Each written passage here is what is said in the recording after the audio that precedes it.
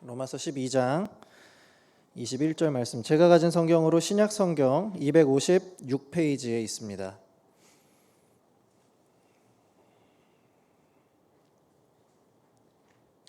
네, 다 찾으신 줄 알고 우리 한 절인데요.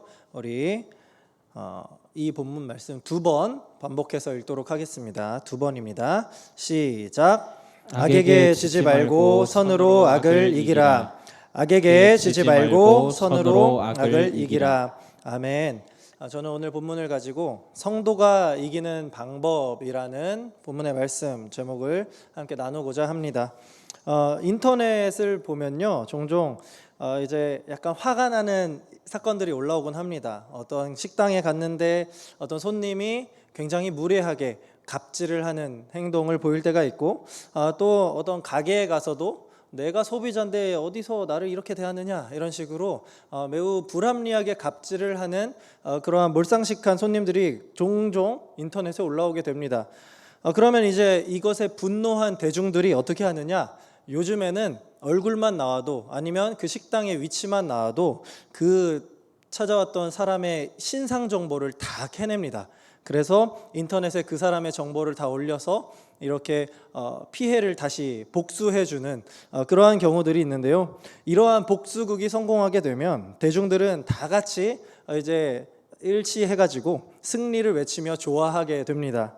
아마 우리 안에는 이와 같이 어떤 불의를 봤을 때 꼭 그것을 복수하고 이렇게 반격을 해줘야 뭔가의 의협심이나 정의감들이 불타올라서 하나가 되는 것 같습니다.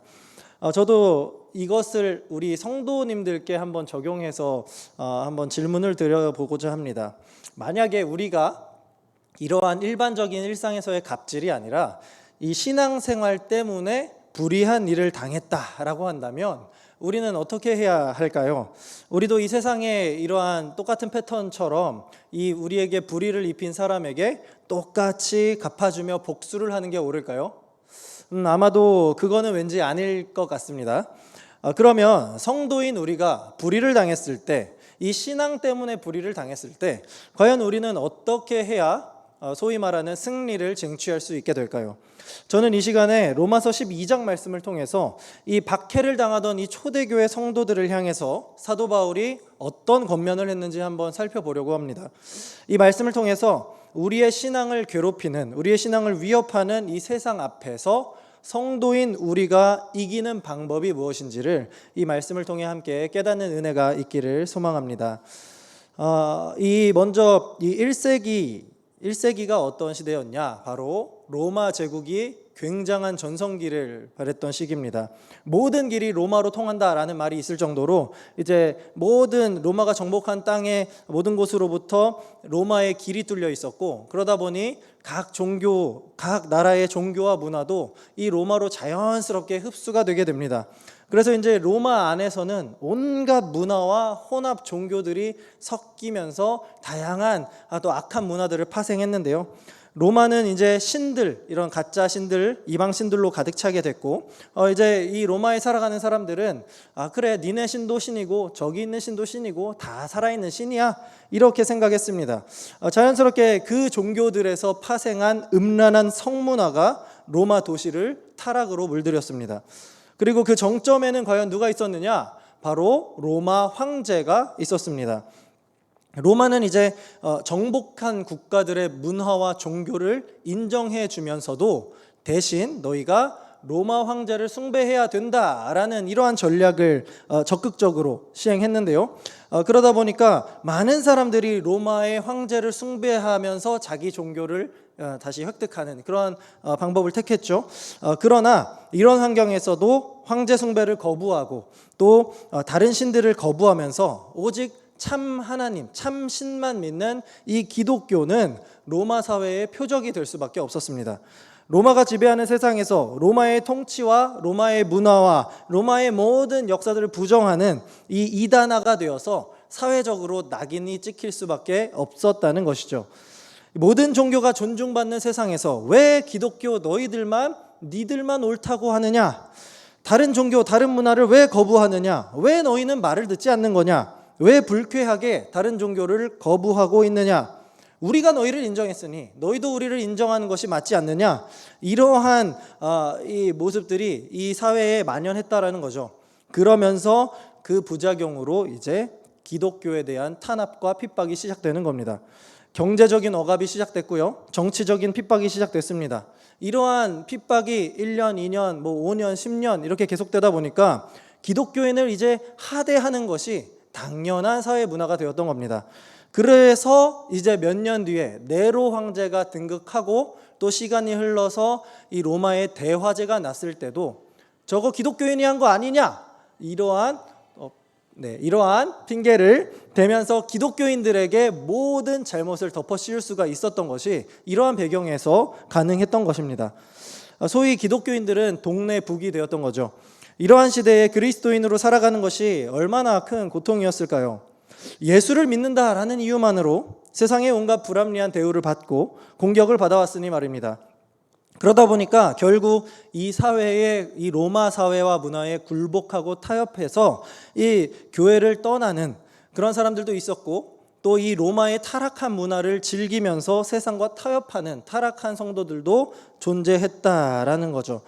이러한 박해와 질타가 넘쳐나던 시대, 흔들리는 믿음의 시기에, 이 시대에 이 하나님이 사도 바울을 통해서 로마의 그리스도인들에게 주시는 위로와 권면의 말씀, 이게 바로 로마서입니다.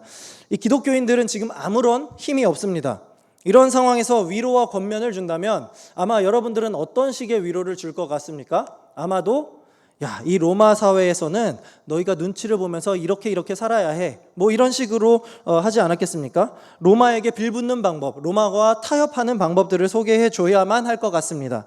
그러나 놀랍게도 사도 바울은 핍박과 박해 속에서 살아가는 기독교인들을 향해서 이렇게 말씀합니다. 로마서 12장 21절입니다. 악에게 지지 말고 선으로 악을 이기라. 우리는 로마 사회에 패배했으니까 여기서 살아남는 법을 한번 우리가 깨달아 보자, 이렇게 하자는 게 아니고 악에게 지지 말고 선으로 악을 이기라고 말하고 있습니다.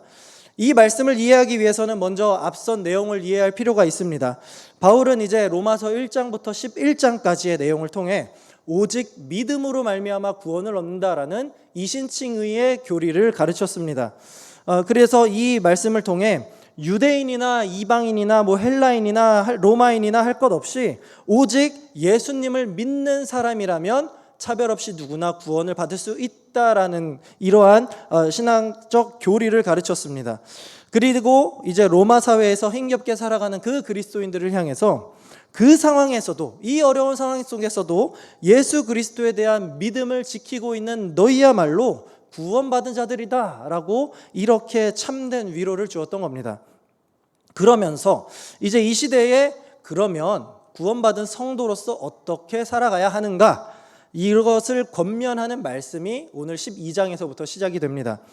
그래서 12장 1절과 2절 말씀을 우리 함께 읽어보도록 할 건데요. 자, 시작. 그러므로 형제들아, 내가 하나님의 모든 자비하심으로 너희를 권하노니 너희 몸을 하나님이 기뻐하시는 거룩한 산 제물로 드리라. 이는 너희가 드릴 영적 예배니라. 너희는 이 세대를 본받지 말고 오직 마음을 새롭게 함으로 변화를 받아 하나님의 선하시고 기뻐하시고 온전하신 뜻이 무엇인지 분별하도록 하라. 아멘. 바울은 지금 핍박 속에서 살아가는 이 로마 교회 성도들에게 너희의 몸을 하나님이 기뻐하시는 거룩한 산 제물로 드려라. 너희의 생활 가운데에 불신자들과는 다른 구별된 삶, 거룩한 신자의 모습으로 예배의 삶을 드려야 한다라고 권면을 합니다. 그 모습이 무엇이냐 하니까 2절에 이 세대를 본받지 말고 오직 마음을 새롭게 함으로 변화를 받아야 한다라고 말합니다. 로마 사회에 지금 계속해서 유입되고 있는 온갖 다양한 미신 종교들과 문화로 인해서 이 로마 사회가 엉망이 되어버렸죠. 유흥과 방탕이 지속되고 동성애와 다양한 여러 가지 성적 문제 타락이 가속화되고 있던 상황입니다. 바울은 이러한 세상의 외적인 모습들을, 갈수록 타락이 짙어져만 가는 그 로마 사회의 모습들을 본받지 말라라고, 그러한 세상의 겉모습을 따라가지 말라라고 권면하는 겁니다.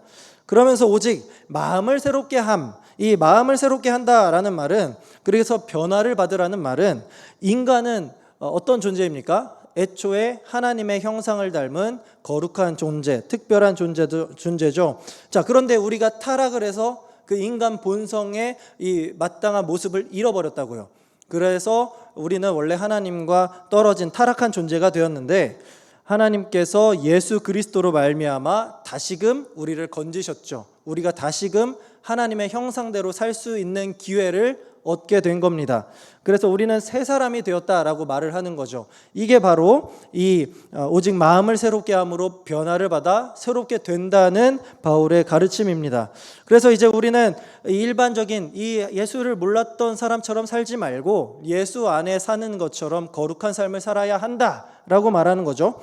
바울은 이제 세상이 한다고 다 따라가지 말고 세상이 우르르르 몰려가서 야 이거 하면 돈이 된단다, 야 이거 하면 우리가 성공하고 즐거울 수 있단다, 이런 변화에 따라다니지 말고 툭 하면 이렇게 좌지우지되는 세상에 변화되지 말고 결코 변하지 않는 이 우리 신앙의 본질, 바로 이 복음을 붙잡으라고, 하나님이 주시는 이 거룩한 삶의 목표를 놓치지 말라고 강조하고 있는 겁니다. 자, 그렇게 사는 것이 무엇이냐 하니까 바로 뒤에 하나님의 선하시고 기뻐하시고 온전하신 뜻이 무엇인지 분별하는 삶이라고 합니다. 이게 거룩한 산 제물로 내 삶을 드리는, 영적 예배를 드리는 성도의 삶이라는 거죠. 자, 그러면서 바울이 이제 구체적인 삶의 방법으로 제시하는 모습이 있는데 그게 바로 우리가 오늘 읽었던 본문 악에게 지지 말고 선으로 악을 이겨라 라는 내용의 말씀입니다. 사실 여러분, 악에게 고통을 받고 공격을 받았을 때 사람들은 본능적으로 그것을 어떻게 하려고 하냐면 똑같이 내가 당한 만큼은 갚아줘야 된다라고 생각을 합니다.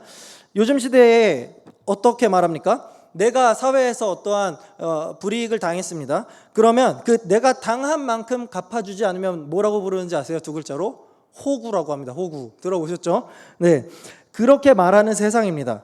회사에서 상사가 내 아이디어를 가르쳐서 승진을 했어요. 그러면 내가 열받으니까 언젠간 한번 이를 갈고 복수를 하고 싶죠. 누가 나를 한 대 때렸다고 합시다. 그러면 내가 적어도 똑같이 한 대는 때려줘야 내가 갚아줬다라고 생각하는 게 인지상정입니다. 아니, 오히려 한 대 억울하게 맞았으니까 나는 두 대나 세 대로 갚아줘야 그래도 동등한 거래가 됐다라고 생각하는 게 오늘날의 정서라는 말이죠. 어쩌면요, 우리도, 기독교인인 우리조차도 이것을 세상의 이치에 맞물려서 당연하게 생각하고 있는지도 모르겠습니다. 그러나 사도 바울은요, 분명하게 이렇게 말합니다. 17절 말씀입니다. 아무에게도 악을 악으로 갚지 말고 모든 사람 앞에서 선한 일을 도모하라. 선한 일을 도모하라 라고 말한다는 거죠. 아무에게도, 그 누구에게도 결코 악으로 갚지 말고 모든 사람 앞에서도 선한 일을 행하라는 말씀입니다. 지금 로마교회 성도들은 뭘 당하고 있어요? 핍박을 당하고 있어요. 핍박.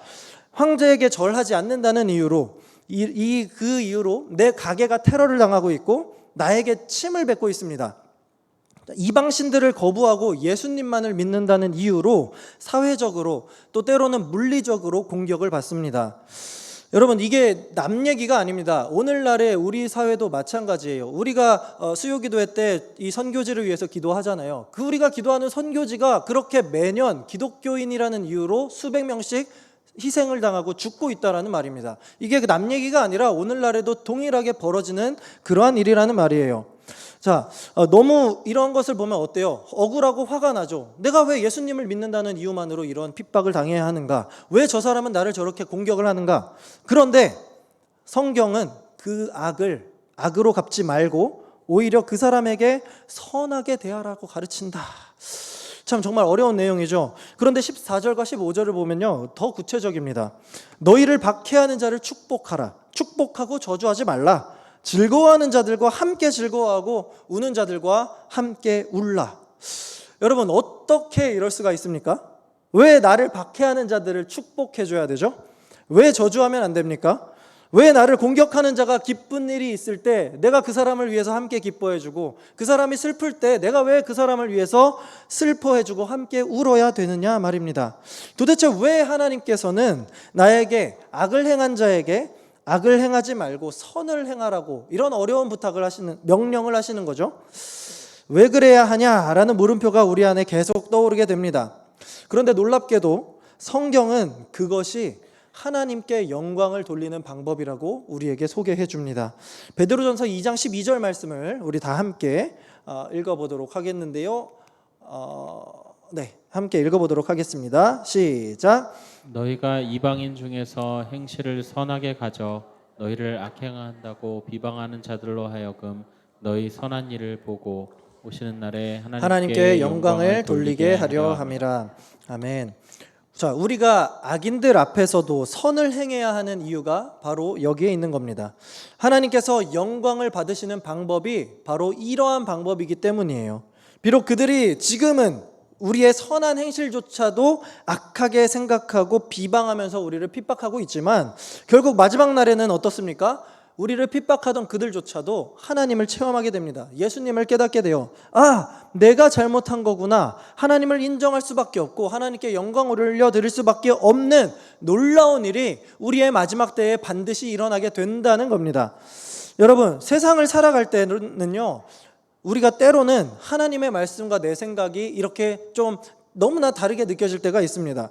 특히 불합리한 일을 만나면요, 너무나 그런 생각이 자주 들어요. 내가 불의를 당했을 때 그것을 갚아주지 않으면 아까 말한 호구 취급을 당하는 시대, 바보 취급을 당하는 요즘 시대에는 이러한 생각이 더더욱 많이 드는 것 같습니다. 마치 하나님의 말씀, 이 성경책은요, 이 시대와는 너무나도 동떨어진 구시대적인 말씀 같은 때가 분명히 우리 안에도 있다는 거예요. 그런데 놀랍게도 하나님은 그런 것도 다 아십니다. 그리고 우리에게 이렇게 말씀하고 계십니다. 이사야 55장 7절부터 9절까지인데 제가 편집한 내용만 읽도록 하겠습니다. 함께 읽을까요? 시작. 악인은 그의 길을, 불의한 자는 그의 생각을 버리고 여호와께로 돌아오라. 이는 내 생각이 너희의 생각과 다르며 내 길은 너희의 길과 다름이니라. 여호와의 말씀이니라. 이는 하늘이 땅보다 높음같이 내 길은 너희의 길보다 높으며 내 생각은 너희의 생각보다 높음이니라. 아멘. 여러분, 우리는요, 우리 본성은 뭐로 갚고 싶어 한댔어요? 악으로 갚고 싶어 한댔죠. 그게 옳은 것 같아요. 그러나 우리가 악인과 똑같이 악을 악으로 갚을 때 하나님은 그 생각을 버리고 여호와께로 돌아오라 라고 계속해서 말씀하신다는 거죠. 그것이 하나님이 원하시는 방법이 아니기 때문입니다. 우리는요, 내 생각이 하나님과 너무나도 다르다라는 것을요, 그냥 하나님이 너무 구시대적이야 이런 식으로 생각하는 것이 아니라 내가 하나님의 생각에 못 미치고 있다는 것을 분명하게 알아야 합니다. 내가 아무리 맞다라고 생각하는 것조차도 하나님의 말씀과 다른 것은 하나님의 생각이 우리의 생각보다 훨씬 더 크고 위대하기 때문에 우리가 그것을 깨닫지 못하는 것입니다. 그리고 하나님은 악을 선으로 갚으라고, 그 위대하고 높으신 생각을 가지신 하나님이 우리에게 이렇게 명령하고 계시다는 겁니다. 그러면 우리가 이러한 질문을 또 할 수가 있을 것 같아요. 그러면요, 하나님, 오케이, 알겠어요. 내가 선을 행할게요. 근데 내가 내가 당했던 불의는 어떻게 할까요? 나는 소위 세상이 말하는 호구처럼 계속 당하고만 살아야 하느냐, 이 말입니다. 도대체 왜 내 생각보다 높은 하나님은 이렇게 말씀하시는 걸까요? 이에 대한 적절한 대답이요, 오늘 본문 19절에 나오는데요, 우리 다 함께 19절 말씀 읽어보도록 하겠습니다. 시작. 내 사랑하는 자들아, 너희가 친히 원수를 갚지 말고 하나님의 진노하심을 맡기라. 기록 세웠을 때 원수 갚는 것이 내게 있으니 내가 갚으리라고 주께서 말씀하시니라. 아멘. 자, 우리 하나님께서는요, 우리에게 악을 원수로 갚지 말라라고 계속해서 말씀하신다 했죠. 자, 왜 그러냐면 대신에 하나님의 이 진노하심에 모든 것을 맡기라고, 하나님이 나에게 맡기라라고 말씀하고 계시다는 겁니다. 자, 원수 갚는 것까지 하나님께 있다라는 말이죠. 자, 우리가 고난을 당하는 주체는 난데 왜 하나님이 그 원수를 갚겠다고 하는 겁니까? 그 이유는요, 하나님께서 우리가 당하는 고난과 핍박을 하나님이 그냥 이렇게 그대로 우리가 느끼는 고난까지도 당신께서 아시고 느끼시고 그로 인해서 우리를 위해 진노하시기 때문입니다. 하나님은 당신의 자녀가 당하는 고통을요, 모르는 분이 아니에요. 아니면 야, 너 좀 아파? 내가 좀 알 것 같은데? 이렇게 하면서 얼추 아는 척만 하시는 분이 절대로 아닙니다. 그 모든 고통을 아시고 우리가 당한 모든 고난과 그 고통을 아시고 악을 심판하시는 심판주요 우리에게 아버지가 되신다라는 사실입니다. 우리 하나님께서 우리를 대신해서 원수를 갚아주신다고 해요. 예를 들어서 여러분, 제가 권투 선수에게 한 대 맞았습니다. 그러고 제가 갚아준다고 하면 그 사람이 뭐 아파봤자 얼마나 아프겠어요. 그런데 내가 아니라 하나님께서 뭐 헤비급 챔피언 같은 분이 한 대 친다고 하면은 제가 복수하는 것보다 훨씬 더 통쾌하지 않겠습니까? 하나님께서 이거와 비교도 되지 않을 정도로 우리를 위해서 우리의 원수를 갚아주신다라고 하나님이 선언해 주셨는데, 그렇다면 우리 하나님께서 원수를 갚아주시는데 내가 괜히 나설 필요가 어디가 있겠냐 말이죠. 그리고요, 우리가 원수를 갚게 되면요, 어떤 문제가 있느냐? 그것은요, 악을 뭐로 갚게 되는 거죠? 악으로 갚게 되는 것밖에 안 됩니다. 학창시절 한번 생각해 보세요, 여러분들. 이거는 저나 여러분 동일했을걸요? 짝이 있으면 어떻게 합니까? 선을 그어요. 좀만 넘으면 어떻게 해요? 야, 넘어오지 마 하죠. 그러면 한 대 맞은 친구가 어떻게 해요? 왜 때려? 이러면서 더 세게 때립니다. 그러면 넌 더 세게 때리면서 두 대, 세 대 때립니다. 이게 어떻게 되죠? 악이요, 조금 더 악으로 갚게 되면 그 악은 그냥 최소한 잘 쳐줘봤자 쌤쌤이 돼요. 그러니까 쌤쌤이란 말은 좀 그렇죠? 동일하게 됩니다. 근데 오히려 악을 악으로 갚게 되면 무슨 부작용이 있느냐? 그 악이 갈수록 서로 커지게 되면서 서로를 향하게 된다라는 말이에요. 어른들도 마찬가지죠. 싸울 때는 처음에는 그냥 이렇게 왜 저래 하다가 조금씩 언성이 높아집니다. 목소리 큰 사람이 이긴 것처럼 계속해서 서로 크게 내다가 결국 어떻게 돼요? 주먹 다짐이 되거나 이렇게 서로 싸우게 된다는 거예요. 결국에요, 악을 악으로 갚는 이 방법은요, 결국 계속해서 더 큰 악을 서로 간에 재생산해낼 뿐입니다. 그게 우리 죄인의 한계인 거예요. 그래서 하나님은 우리에게 악을 악으로 갚지 말라라고, 내가 갚아줄 테니, 완전한 선이신 하나님께서 완벽하게 갚아줄 테니까 너희를 위해서라도 너희는 악을 악으로 갚지 말라, 선으로 갚아라 라고 하시는 겁니다. 우리는 이 말씀을 잘 순종했던 사람을 구약에서 찾아볼 수 있는데요, 단연코 저는 다윗을 뽑아왔습니다. 다윗은요, 하나님 마음에 합한 자라는 아주 굉장한 별명을 갖고 있어요. 그런데 그런 다윗, 하나님 마음에 합한 사람조차도 대적들의 공격에 거의 정말 평생을 시달렸다 했을 정도입니다. 자신을 질투한 사울 왕의 칼날을 10년 동안이나 피해 다녔어요. 이때 다윗은 사울에게 원수를 갚을 기회가 여러 번 있었죠. 근데 어떻게 했습니까? 그때마다 원수를 악으로 갚지 않고 온전히 하나님께 그 뜻을 맡겼습니다. 이후에 다윗이 왕이 됐을 때는 어땠나요? 자신이 너무나도 사랑하는 아들 압살롬에게 배신을 당합니다. 압살롬은 자신이 왕이 되기 위해서 아버지를 죽이려고 군대를 끌고 예루살렘으로 옵니다. 다윗은 너무나도 놀라서 신발도 신지 못한 채 달아납니다. 맨발로 울면서 예루살렘을 떠나갑니다. 그런 상황에서 또 시므이라는 사울의 사촌이 나타나서 돌을 던지면서 도망가는 다윗을 저주하기 시작합니다. 다윗이 하나님을 잘 믿고 섬겼음에도 이러한 고통과 고난이 있었다는 거죠. 과연 다윗은 얼마나 힘들었을까요? 다윗에게도 이러한 환난이 있었다는 말이죠. 그러나 다윗은요, 그럴 때 어떻게 하느냐? 이렇게 고백합니다. 혹시 여호와께서 나의 원통함을 감찰하시리니 오늘 그 저주 때문에 여호와께서 선으로 내게 갚아주시리라 하고, 다윗은요, 시므이가 자신을 저주할 때 여호와께서 내 원통함을 감찰하신다라고 말합니다. 지금 시므이가 나에게 돌을 던지는, 그러면서 저주를 하고 있는 상황, 아들 압살롬은 배신해서 내가 지금 눈물을 흘리고 피난을 떠나는 이 고통스러운 상황, 이 다윗이 지금, 그런데 이 어려운 상황을요, 하나님 어떻게 저한테 이럴 수가 있어요? 이렇게 원망하지 않아요. 이 모든 상황을 누구에게 온전히 맡깁니까? 여호와 하나님께 맡깁니다. 그러면서 다윗이 이제 확신을 하죠. 여호와께서 선으로 내게 갚아주시리라 라고 말입니다. 온갖 죄인들의 악행이 자신에게 칼을 겨누고 돌을 던질 때에 다윗이 우리 주일에 김성진 목사님 성에서 듣지 않았습니까? 나와 죽음 사이는 한 걸음뿐이라, 이런 고백을 할 수밖에 없었던 그 악한 상황 속에서도요, 그 악을 하나님이 반드시 선으로 갚아주겠다, 갚아주실 것이다 라는 확신이 그 하나님 마음에 합한 다윗에게는 있었던 겁니다. 이처럼 내가 신앙을 지키고 있음에도 나에게 고난과 시련, 또 핍박이 닥칠 때, 오히려 이 신앙 때문에 나에게 어려움이 닥쳤을 때 우리는요, 내 이 힘듦, 내 억울함, 내 원통함을 누가 아신다고 생각해야 돼요? 하나님께서 이미 다 알고 계시고 마침내 그 모든 것들을 선으로 바꿔주신다는 믿음의 고백으로 우리는 나아갈 수 있어야 합니다. 이것이 우리가 악을 악으로 갚지 않는 신자의 기본 자세라는 거예요. 그런데 말이죠, 아무리 우리가 악을 악으로 갚지 않고 하나님께 맡기더라도요, 또 어려운 것이 있어요.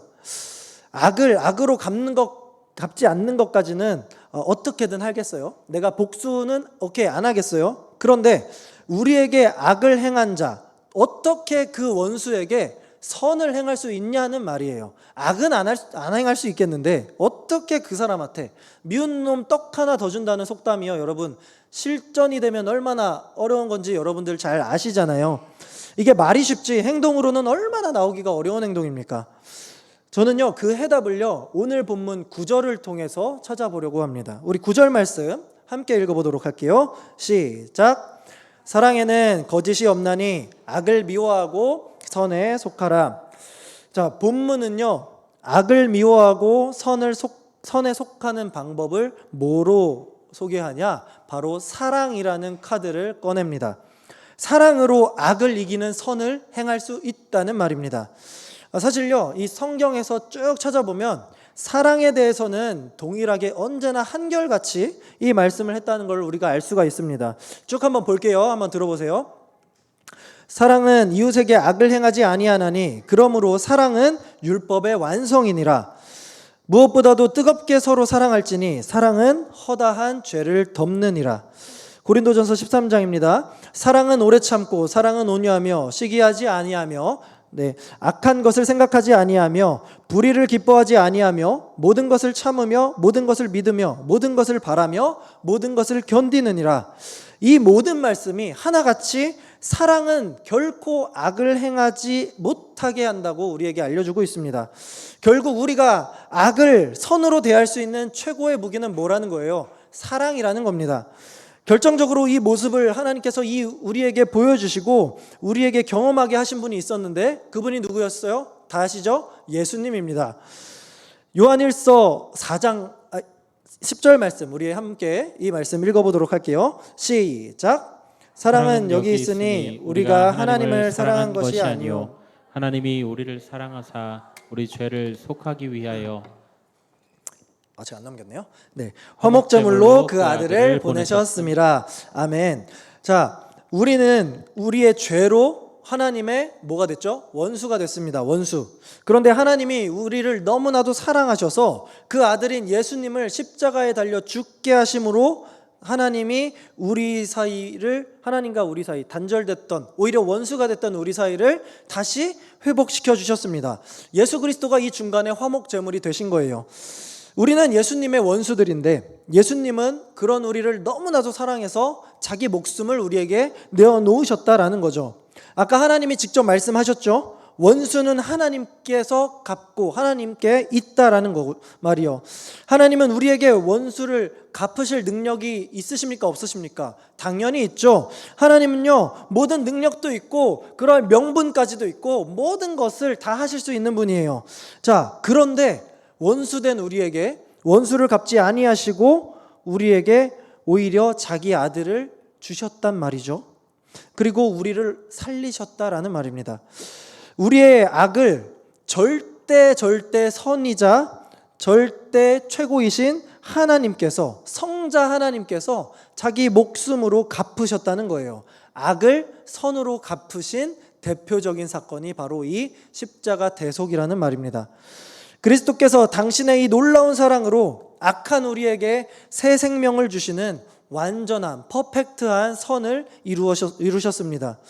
그러므로 이제 예수님의 제자로 살아가는 우리를 향한 그 악을 바라볼 때 우리는 어떻게 해야 합니까? 그리스도의 십자가 사랑으로 그들에게 다가가야 한다는 말입니다. 그 사랑을 닮아서 우리를 공격하는 악을 향해서 오히려 우리는 선을 베풀고 그들을 품어내는 진짜 그리스도인, 예수 그리스도를 닮아가는 그리스도인이 될 수 있어야 한다는 게 오늘의 말씀이에요. 21절 말씀을 우리 마지막으로 한 번만 다시 읽어보도록 하겠습니다. 시작. 악에게 지지 말고 선으로 악을 이기라.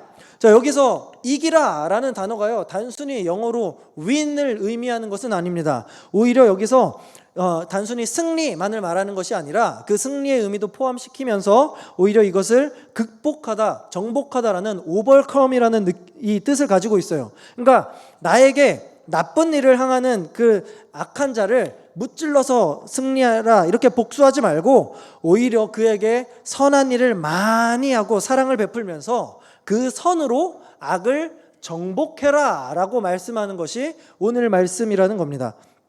자, 여러분, 사랑이 진실하면요 통해요. 여러분, 연인 관계에서도 알아요. 이 사람이 정말 나에게 진실로 계속 오고 있는지 아니면 변했는지.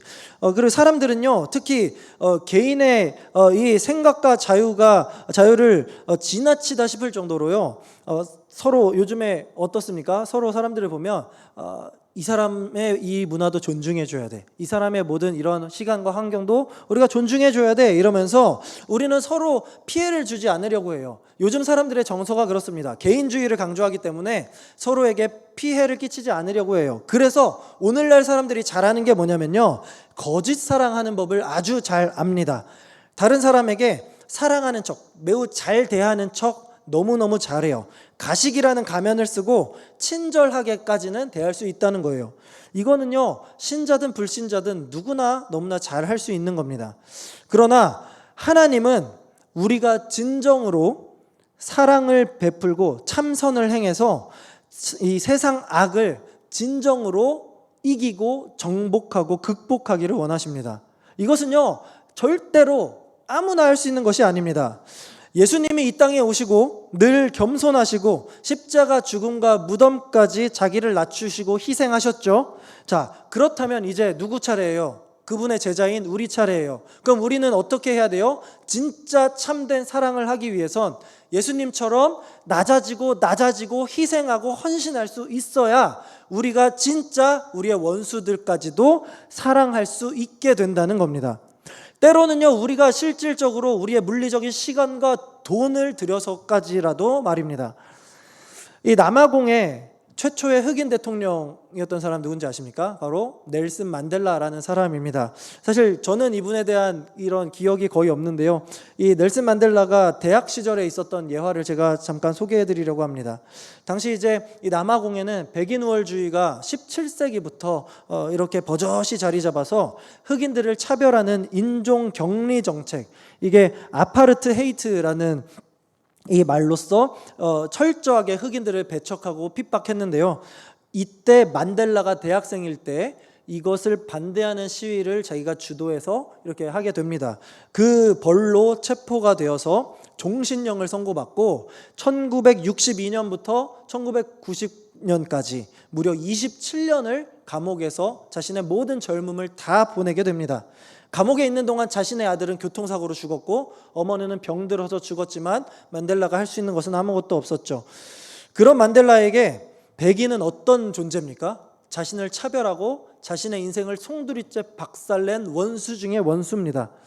자, 그런데 만델라가 추록한 후에 무슨 일을 했는지 아십니까? 그는 자기를 괴롭힌 백인들에게 복수한 것이 아니라 그들을 끌어안았습니다. 흑인들을 박해하고 죽인 백인들을 용서하자라고 말합니다. 진실과 화해위원회라는 것을 만들어서 자신의 죄를 고백한 범죄자들을 사면시키도록 노력했습니다. 복수와 심판의 칼날을 가는 것이 아니라 용서와 화해를 통하여서 결국 이제 만델라는 이 남아공을, 이 그렇게 인종차별이 극심했던 이 남아공을 통합하는 데에 성공할 수 있었고 결국 흑인 최초의 남아공 대통령이 됩니다. 이 만델라가요 감리교 신자, 하나님을 잘 믿는 신자였습니다. 신앙인이었던 만델라는 하나님의 말씀에 순종했고 자기 원수를 끌어안으면서 선으로 악을 이기는 아주 멋진 모습을 자기 삶에서 나타낸 것이죠. 말씀을 맺겠습니다. 오늘 말씀은 사실 사도 바울이 자기 자신을 생각해서 쓴 편지이기도 합니다. 여러분, 사도 바울이 어떤 사람이었습니까? 사울이라는 이름을 쓸 때 그 누구보다도 그리스도인들을 핍박했고 누구보다도 많은 기독교인들을 죽음에 이르게 했던 사람이 사도 바울이었습니다. 그래서 대적 중에 대적이고 원수였죠. 그런데 예수님은 그 원수인 사도 바울을 어떻게 하셨습니까? 그런 바울을 사랑하셨고, 그런 바울에게 찾아가셨고, 만나주셨고, 그에게 새 생명을 주시고 변화시켜 주셨습니다. 누구보다도 악한 바울에게 최고의 선으로 갚아주시는 놀라운 사랑을 베풀어 주셨습니다. 그렇게 베풀었을 때 바울이 변화될 수 있었다는 거죠. 선으로 악을 이기신 예수님으로 인하여서 바울이 변화되었고, 이제는 자신이 악에게 선을 베풀고 그 악을 다시 최고의 선으로 전파하고 그들을 인도하는 이 시대의 최고의 사도가 되어서 신약 시대에 가장 크게 쓰임받는 자가 되는 그러한 복을 누릴 수 있었던 겁니다. 사랑하는 영신의 성도 여러분, 그렇다면 이제는 그 사도 바울의 의지를 이어받은 우리, 예수 그리스도의 제자로 살아가는 우리가 우리 차례로서 악을 선으로 갚을 때가 되었습니다. 그런데 앞으로의 시대는 우리가 지금까지 살아왔던 시대와 달리 더욱더 예수님을 믿기 힘든 시대가 될지도 모릅니다. 적어도 정서적으로는 말입니다. 이미 매스컴에서는 교회를 향하여서 마치 사회의 악이 된 것 마냥 온갖 부정적인 기사와 글들이 쏟아져 나오고 있습니다. 그러한 시대에 오늘 말씀에 나온 대로 우리를 박해하는 자를 축복하고 그들과 함께 즐거워하고 함께 우는 것은요, 굉장히 힘든 일이 될지도 모릅니다. 원수들에게 원수를 갚지 말고 화목하게 지내면서 그들이 줄일 때에 우리의 먹을 것을 내어주고 그들이 목마를 때에 우리의 물을 내어주는 것은 뼈를 깎는 고통보다 심할지도 모릅니다. 그러나 하나님은 분명히 악에게 지지 말고 선으로 악을 이기라고 우리에게 말씀하셨습니다.